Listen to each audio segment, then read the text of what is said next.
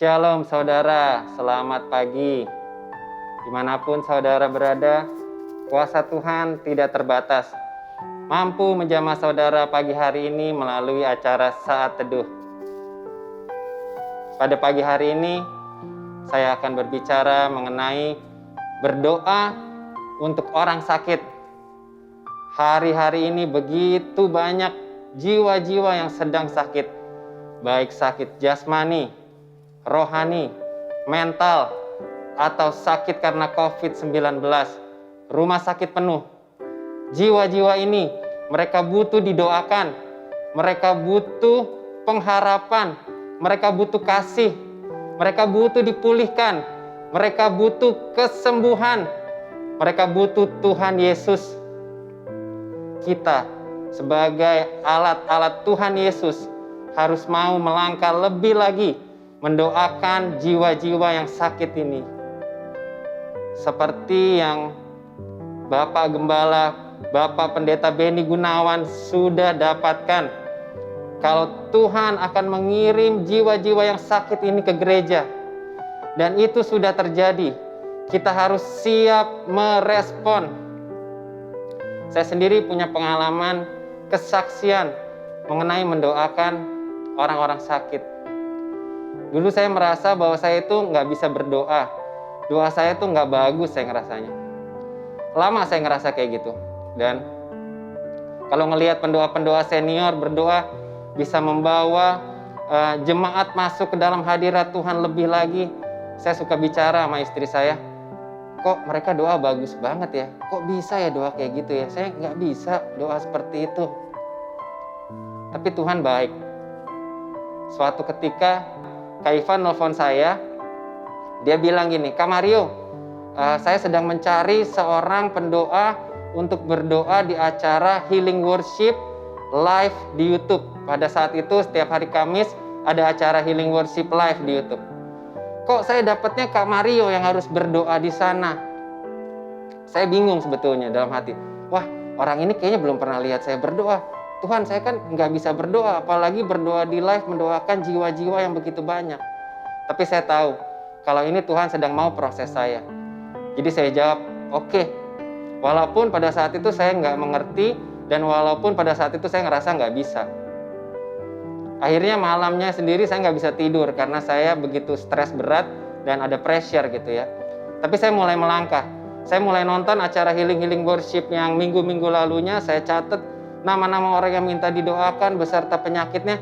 Saya mulai doakan mereka. Saya mulai doakan orang-orang sakit di sekitar saya. Saya mulai doakan orang-orang sakit di kul saya. Dan ketika saya mulai mendoakan orang-orang sakit, Tuhan mulai kirim orang-orang yang tidak saya kenal. Contohnya saya baru pulang dari gereja, saya masih pakaian rapi, saya mau beli kopi.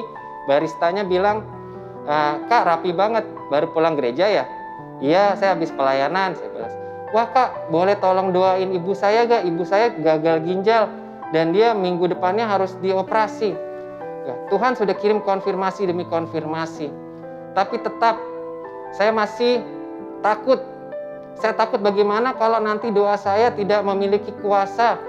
Bagaimana masih ada sebagian intimidasi dari diri saya yang tidak percaya kalau apakah doa saya nanti bisa membawa perubahan. Apakah doa saya bisa membawa kesembuhan? Saya bilang, Tuhan tolong dong, apa yang harus saya lakukan? Tapi Tuhan Yesus baik. Sehari sebelum syuting, jam 3 pagi, saya lagi enak-enaknya tidur. Saya dengar teriakan, tolong, tolong, dari kamar mandi saya. Saya lompat karena kaget, saya buka pintu kamar mandi. Dan istri saya tergeletak di lantai, dalam keadaan setengah tidak sadar. Seluruh cairan tubuhnya sudah keluar dari mulut dan dari belakang. Saya sudah tidak tahu lagi apa yang harus saya lakukan selain berdoa pada Tuhan. Tuhan Yesus tolong sembuhkan istri saya. Berangsur-angsur istri saya memiliki kemampuan untuk tertatih-tatih kembali ke tempat tidur. Ketika dia bangun esok paginya, Tuhan sembuhkan dia secara sempurna. Dia beraktivitas hari itu layaknya orang yang tidak sakit. Di situ saya melihat kuasa Tuhan yang luar biasa. Sehingga saya mampu dengan percaya melakukan pelayanan syuting healing worship pada hari itu. Pelajaran yang saya dapat adalah bukan masalah bagus atau tidak bagus, bisa atau tidak bisa. Tetapi kalau Tuhan suruh kita mendoakan jiwa-jiwa, kita harus melangkah. Karena mujizat kesembuhan bukan hanya milik Rasul Petrus atau Rasul Paulus, tetapi di Kisah Para Rasul 1 ayat 8, engkau akan menerima kuasa bila Roh Kudus turun ke atas kamu. Walaupun kita hanya jemaat biasa, tetapi kita diberikan kuasa yang sama oleh Roh yang sama dari Tuhan yang sama. Mari kita mulai melangkah, mendoakan dan percaya. Apabila saudara mendengar intimidasi dari iblis yang berkata, udahlah nggak usah doa-doain orang sakit, lu aja masih hobi bikin dosa, udah yang biasa-biasa aja. Kalau saudara merasa seperti itu, doakan orang sakit lebih lagi. Karena Tuhan cinta pertobatan. Karena semua manusia memang hakikatnya berdosa. Tetapi bila kita memilih untuk mendoakan jiwa-jiwa, bila kita memilih untuk melakukan pekerjaan-pekerjaan Tuhan, pasti akan Tuhan sempurnakan, pasti akan Tuhan mampukan, pasti akan Tuhan bedakan. Mari kita mulai melangkah, melakukan bagian kita yang kecil, yaitu mendoakan orang-orang yang sakit. Dan Tuhan akan melakukan bagiannya Dia yang besar, yaitu menyembuhkan mereka. Dengan kita melakukan bagian kita yang kecil, maka kita akan melihat mujizat kesembuhan demi mujizat kesembuhan terjadi di hadapan kita. Mari kita masuk ke dalam doa. Tuhan Yesus, kami naikkan syukur Tuhan. Kami bersatu hati berdoa untuk orang-orang yang sedang sakit Tuhan. Untuk orang yang sedang sakit kanker, sakit tumor, sakit jantung, asam lambung, sakit stroke, komplikasi, demam berdarah, tifus, segala fungsi tubuh yang tidak baik, dan penyakit-penyakit lainnya. Engkau jamah Tuhan Yesus, Engkau sembuhkan mereka. Kuasa Tuhan mengalir ke atas setiap mereka Tuhan. Tuhan Yesus, kami mau berdoa untuk orang-orang yang sedang berperang, berjuang melawan penyakit COVID-19 Tuhan. Engkau sembuhkan mereka, Engkau jamah mereka Tuhan. Mereka yang sedang kesulitan bernafas, yang mengalami masalah dengan paru-paru mereka Tuhan. Engkau berikan kelegaan Tuhan. Engkau berikan kekuatan. Segala intimidasi yang menyerang, ketakutan, kecemasan, kami ikat, kami patahkan, kami hancurkan di dalam nama Tuhan Yesus. Engkau akan gantikan dengan pengharapan, Engkau akan gantikan dengan sukacita, damai sejahtera untuk mereka. Untuk jemaat, saudara-saudara yang ada di rumah, yang sedang sakit dan ingin didoakan, mari angkat tangan saudara. Tuhan Yesus, Engkau melihat tangan-tangan yang terangkat Tuhan, bahwa kami Tuhan pagi hari ini mengalami perjumpaan dengan Engkau Tuhan. Di dalam perjumpaan dengan Engkau, kami akan menerima roh yang berkobar-kobar Tuhan. Walaupun tubuh jasmani kami sakit, tetapi roh itu Tuhan mampu menopang kami, mampu memulihkan kami, mampu menyembuhkan kami. Kami percaya Tuhan, kami sudah disembuhkan dari sakit penyakit kami Tuhan. Terima kasih Tuhan Yesus, terima kasih. Kau sungguh baik. Terima kasih Tuhan, kami rasakan Tuhan kuat kuasa-Mu pagi hari ini. Terima kasih Tuhan Yesus. Haleluya. Amin.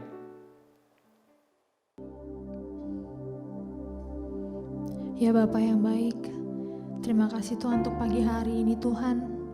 Izinkanlah kami semua datang kepadamu Tuhan untuk menyembah memuji namamu Tuhan Yesus. Sebab kami tahu hanya Engkau yang layak segala pujian penyembahan kami Tuhan. Biarlah Engkau yang bertahta atas setiap pujian kami pada pagi hari ini Tuhan. Terima kasih ya Bapa, di dalam nama Tuhan Yesus kami berdoa. Kami mau menyembah Engkau Tuhan. Terima kasih Tuhan Yesus.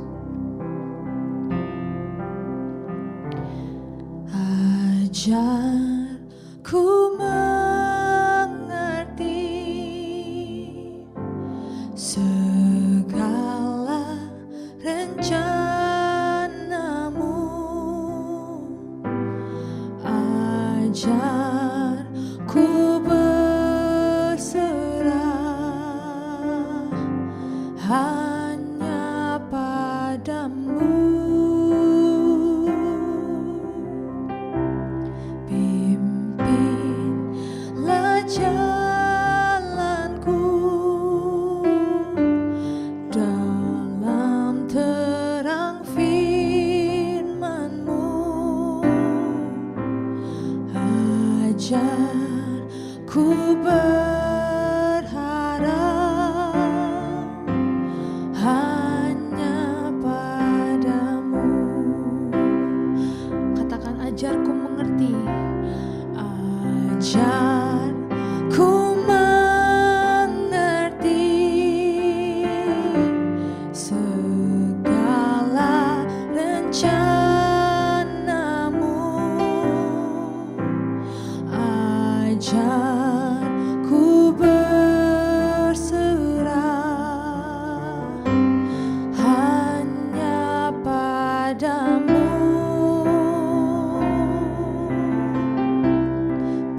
Pimpinlah jalanku dalam terang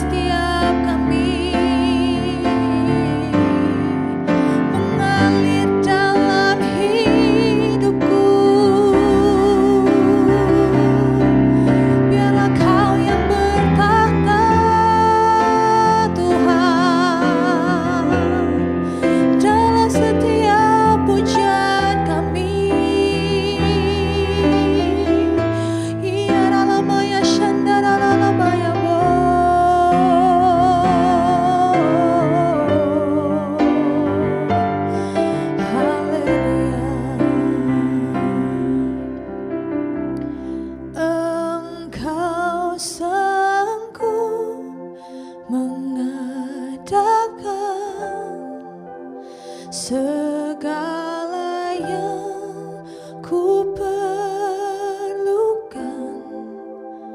menurut kehendak-Mu, terjadilah. Katakan Engkau sanggup, Engkau sanggup mengadakan segala yang ku perlukan menurut kehendak-Mu, terjadilah. Engkau sanggup, Engkau sanggup mengadakan segala yang ku perlukan menurut kehendak-Mu,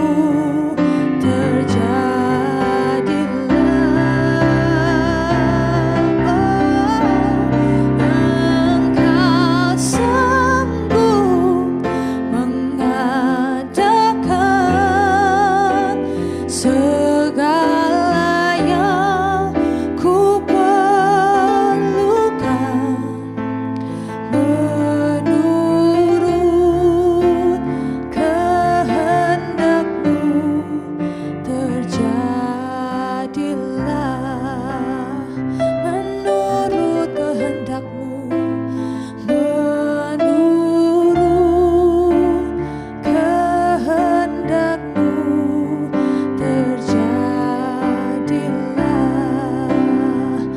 Menurut